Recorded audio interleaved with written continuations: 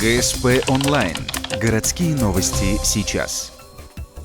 Суббота, 10:00. Бассейн «Юность». Соревнования по плаванию, посвященные Дню матери. На дорожках ребята 2006, 2007, 2008 годов рождения. Подобные заплывы в Ухте проводятся с периодичностью раз в месяц, каждую 4-ю неделю. На тренерском совете решили, что на этот раз школьники плывут на спине. Бывает так, что мы выезжаем, нас приглашают другие города, уже были первые выездные соревнования, детям очень понравилось.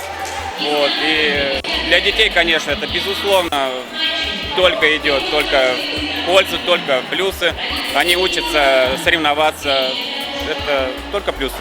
Первоклассники совершают заплыв на 50 метров. Ребята вторых и третьих классов преодолевают дистанцию в 100 метров. Всего участников соревнований порядка 180 человек, из них 40 третьеклассников. Следующие соревнования будут новогодние на призы Деда Мороза. Они состоятся 26 декабря. Дистанцию в 50 метров школьники преодолеют дельфином.